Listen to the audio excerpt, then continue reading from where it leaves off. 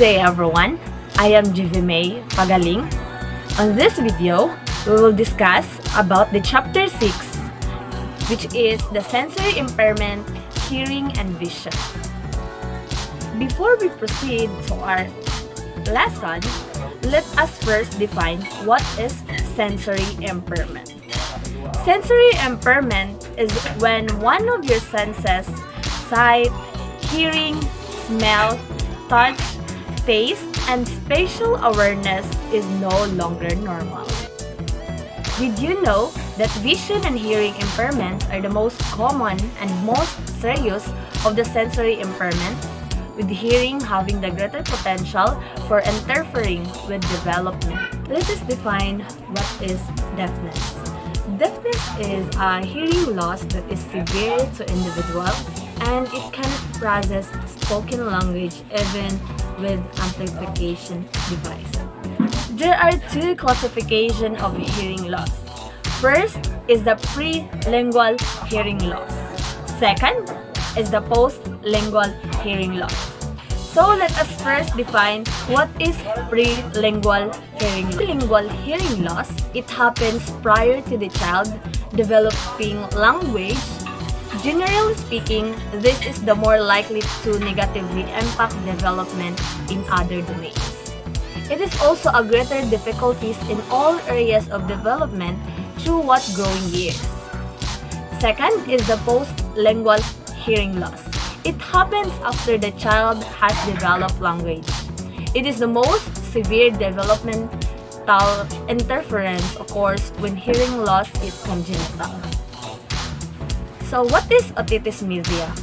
Otitis media is an intermittent hearing loss antibiotics not routinely prescribed. There are types of hearing loss. First is the outer or middle ear, or it is a conductive hearing loss.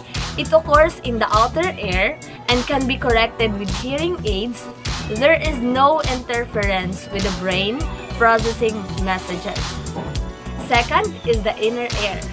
It is a sensory neutral hearing loss.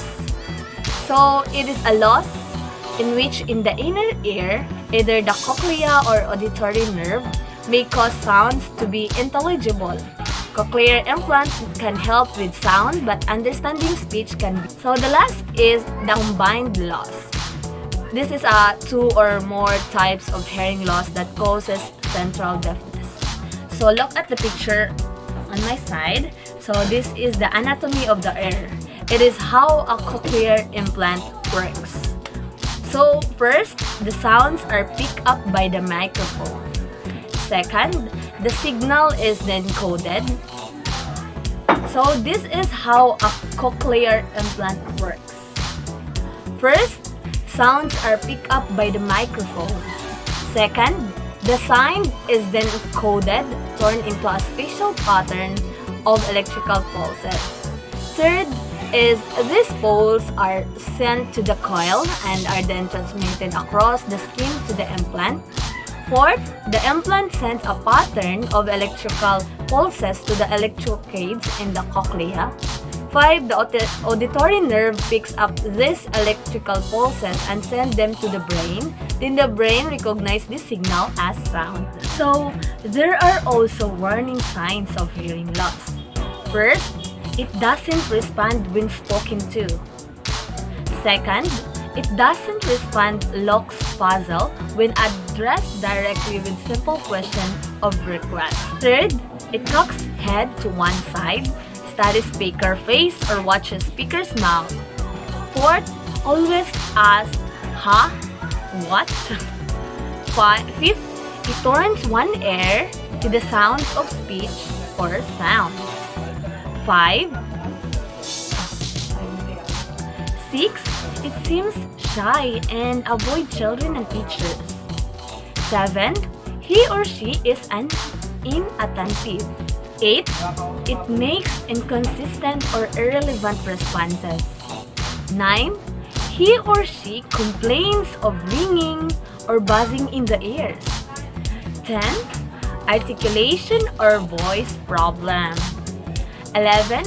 It speaks too loudly or too softly. So, if the child have those warning signs of hearing loss, it impacts of hearing loss on development. So these are the impacts of hearing loss on development. First, the cumulative effect. Children with moderate to severe hearing loss are educationally delayed by as much as 3 to 5 years. Next is its significant social problems, significant behavioral problems.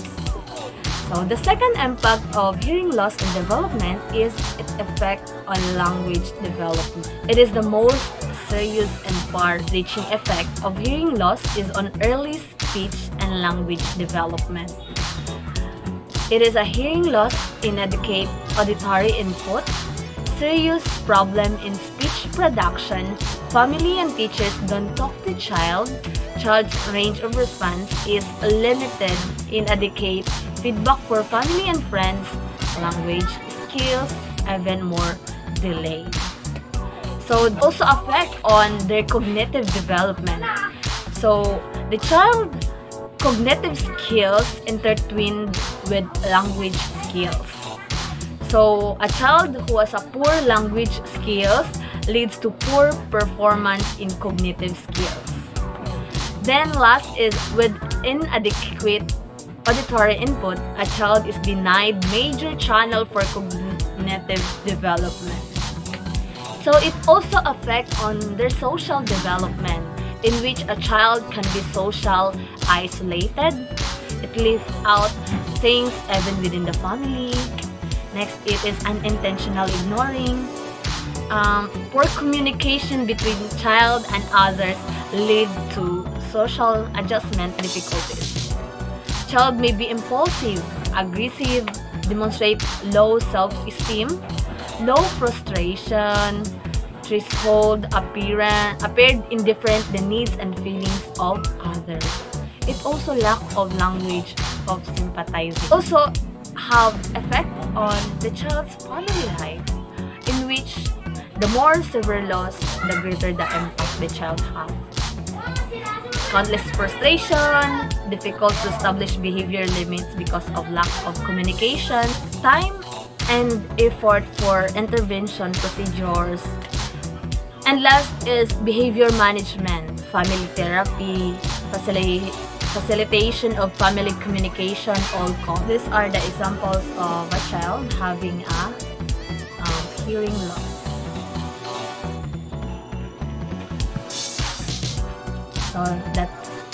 So those are the example of a child having a hearing loss. There are methods of communication. First is the speech reading or the lip reading. It is not accurate. Then the second is the cued speech.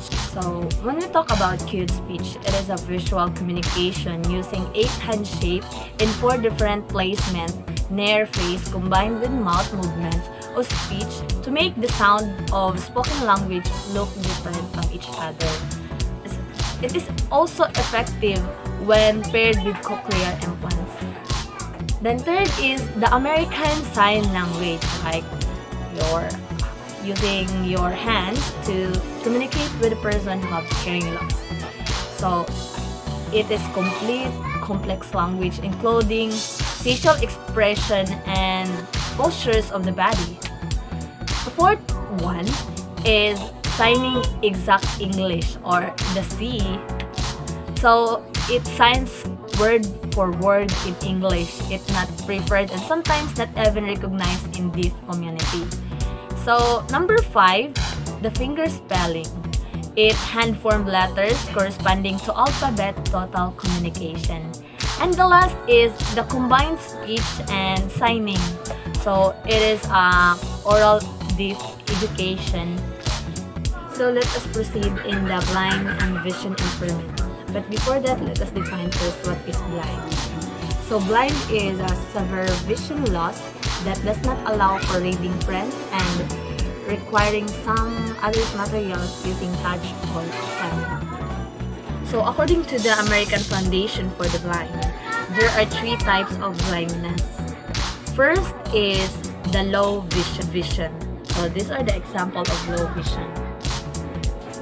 So low vision is enough residual vision to allow reading large print or regular print under special conditions. Second is only blind.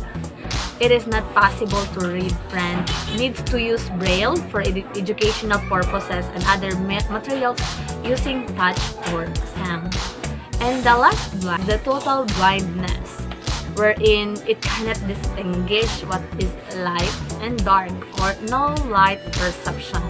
Most individuals have slight vision, seeing rough, general outlines of things but no details. Others distinguish light and dark or very bright colors. There are types of vision problems. First is the physical abnormalities. It is the majority of true visual impairments are caused by physical problems. Second is the visual acuity. It is our refractive errors correctable with eyeglass. The third one is the muscle problems. Muscle imbalance problems correctable by glasses, patching, or surgery. These are the example: strabismus and amblyopia.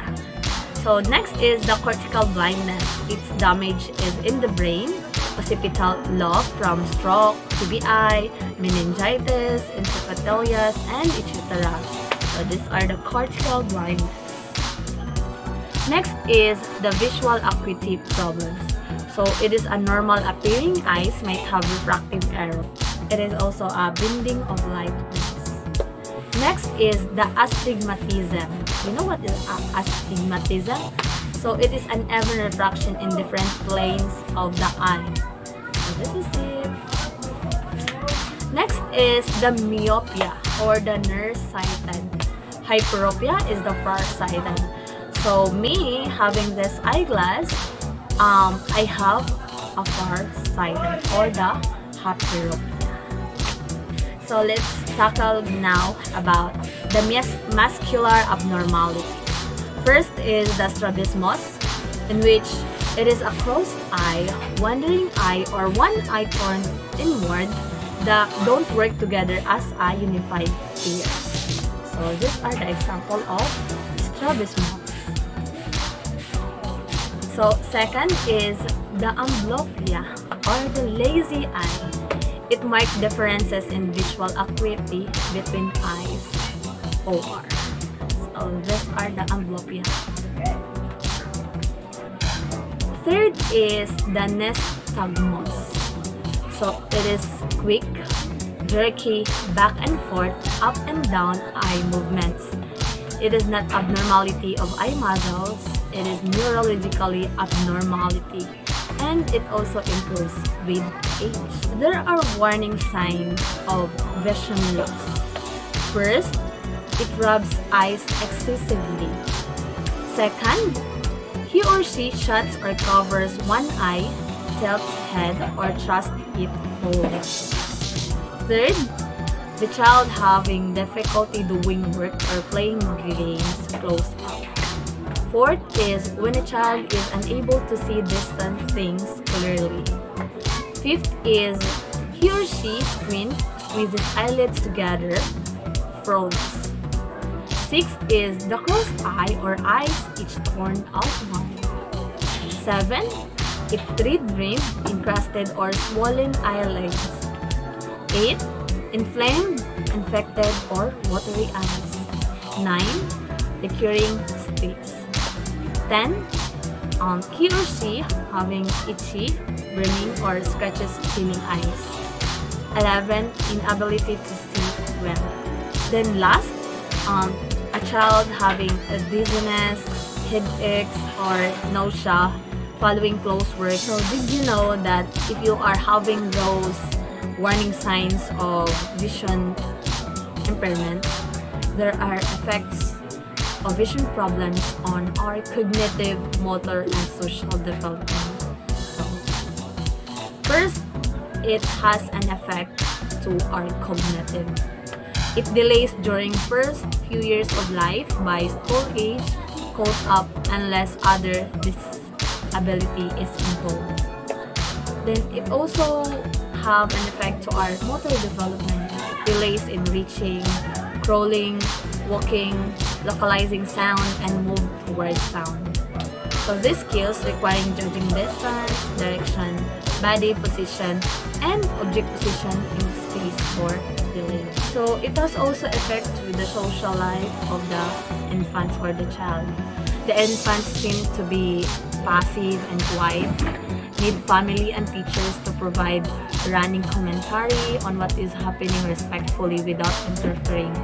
Play skills develop more slowly, toys used creatively, and more with time. Inclusion with typically developing children is helpful, but must have specific strategies for promoting socialization to the child.